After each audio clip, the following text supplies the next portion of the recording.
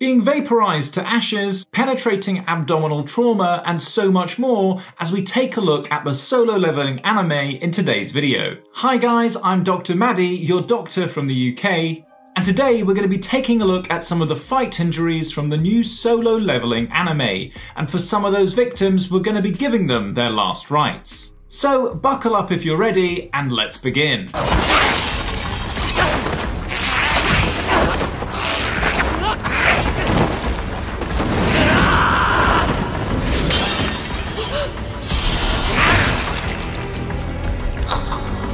Oh, okay, so a direct stab wound here to the liver. And of course, the immediate threat to life is hemorrhaging out, particularly if the blood vessels within the liver have been damaged as well. Remember, if your body loses too much blood that you're not able to send blood round to the vital organs, you go into shock where the body begins to shut down. Now, if by some miracle you're able to survive this wound and somehow stem the bleeding, you'd still be at risk of intra-abdominal infection as the laceration has opened up the abdominal cavity, allowing bacteria into the intestines.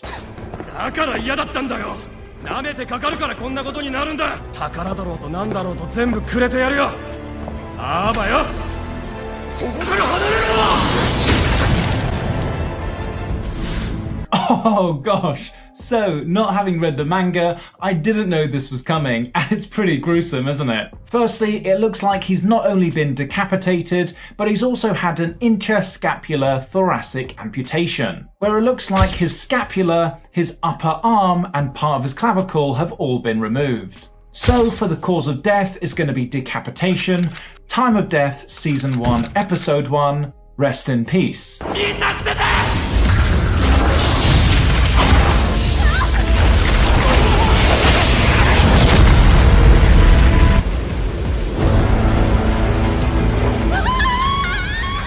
Oh gosh, they're not holding back with killing off these characters. And it looks like this character gets completely vaporized with only one hand surviving this. In fact, this is basically a cremation for this character's body. And just out of interest, the furnace needed to cremate a human body has to be able to achieve temperatures of up to 900 degrees Celsius. So you know that these laser beam eyes are packing a punch. So cause of death we're going to put as severe burns. Time of death, Season 1, Episode 1, rest in peace.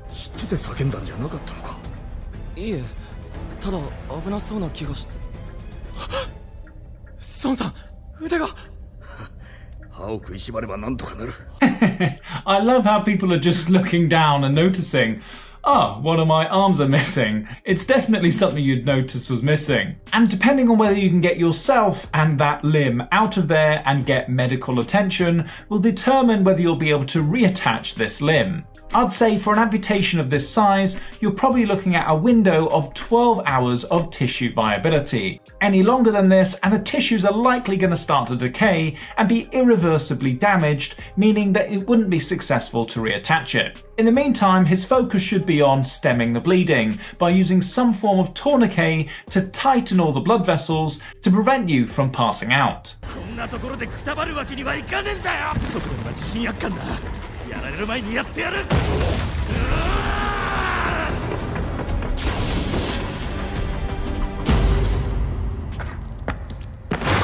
Oh god, what a brutal way to go, being vaporized again but just a few feet away from the exit. No pun intended. And I like how the authors have tried to make every kill as creative as possible, like with this one with these feet just flopping around. But this kill here would likely have been an instant death. He was likely vaporized so quickly that the brain didn't have enough time to perceive the pain, and so hopefully he's died in peace. So once again, cause of death is going to be burns or vaporization.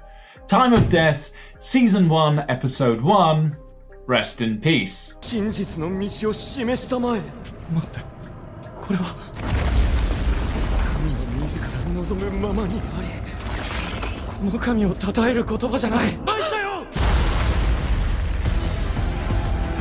Oh gosh, okay, so this character's effectively being crushed and then flattened like a pancake. But what kind of injuries might you see with a crush injury like this? Well, as the mechanism implies, you're definitely going to be seeing some compression fractures, whereby the bones are effectively crushed into fragments. And depending on the location of those bones, these fragments may well penetrate into your organs, causing bleeding and exsanguination. So simply put, for this character, the cause of death is going to be polytrauma, time of death, season 1, episode 1, rest in pieces.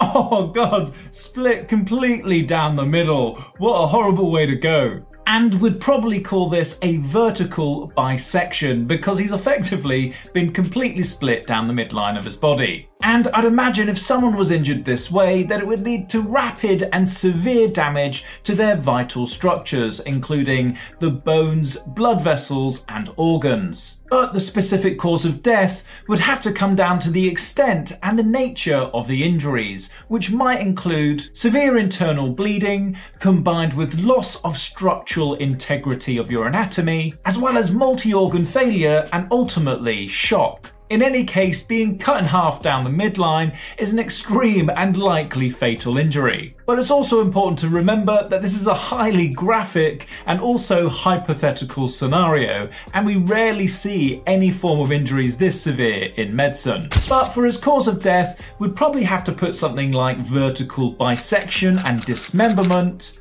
time of death, season 1, episode 1, rest in peace.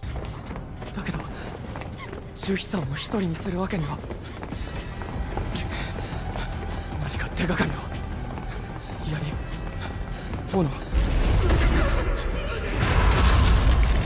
Goodness me, much like the last death, this guy's also been cut in half, but this time it's through the horizontal plane. Now, we don't actually see this guy die, but we can safely assume that without medical attention, that this is definitely going to be fatal. But you might be asking, theoretically, could he survive this kind of injury? And you only need to look to some of the veterans who've been blown up during the wars, coming back with severe disabilities. But again, the major cause of concern for this kind of injury is him bleeding out his entire blood volume, and also the underlying damage to the organs that have been sliced through at this level. So if we're going to put a theoretical cause of death, it's likely going to be exsanguination, time of death, season 1, episode 1, again, rest in pieces.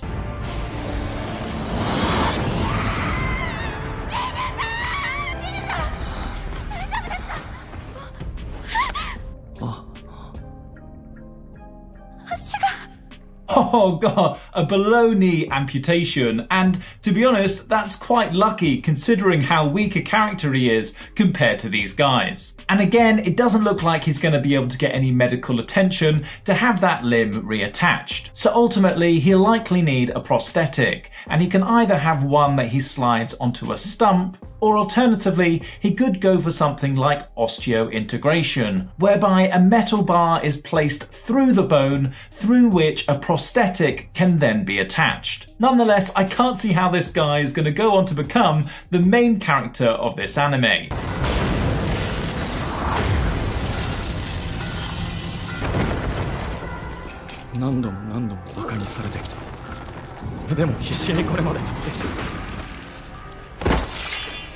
Goodness me, so this guy gets left behind as a sacrifice. He can't seem to cut a break. But it's clear to see that he's had his dominant arm amputated, leaving him vulnerable to any further attacks. Now, the immediate and long-term consequences of an arm amputation come down to a few different factors. These include the level at which the amputation has occurred, the instrument that's been used to amputate the limb, and your general underlying health. And some of the potential injuries and effects might be due to the immediate trauma of damage to both your tissues, your bones, your nerves, as well as the underlying blood vessels. In some cases, even after an amputation, people can experience phantom limb pain, which is the perception of sensation, including pain, in a limb that is now absent.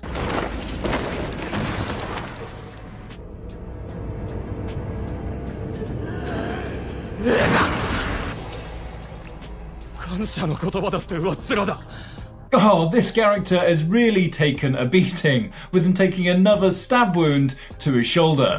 Not only is that going to disable as well as dislocate the shoulder, but it's also going to accelerate the blood loss. In that region of your body, you've got one of the main arteries that pump blood to your upper limb, called the subclavian artery. And just as a rule of thumb, the closer the artery is to your heart, the greater the pressure contained within it. And so if it is cut, blood's going to fly out at a far quicker rate, causing you to bleed out that much quicker.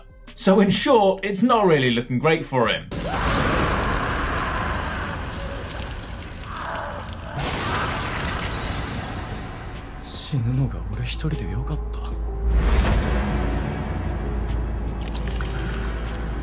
Oh, goodness me, being impaled before then collapsing in a pool of blood. That really must have finished him off. And much like all of the other injuries that we've spoken about today, death can result from both the immediate and delayed injuries as a result of being impaled. But really, it comes down to the severity of your injuries, which will be dictated by what you end up getting impaled by, the trajectory at which it's travelling, and the organs that that impaling object ends up penetrating through. Here, it looks like he suffered from penetrating chest trauma, in which case he's likely got a collapsed lung, and if he's been unlucky enough for this to have hit his heart, it can cause a disruption to the electrical activity in your heart that causes it to beat, causing an instant cardiac arrest, causing you to die. And remember, you never want to remove an object that you've been impaled on, because this can certainly accelerate the bleeding. What you want to do is get to an emergency department where they can stabilise you and try and stop the bleeding, before then trying to attempt to remove the impaling object in the safest environment, with surgeons around to treat you if there are any other complications.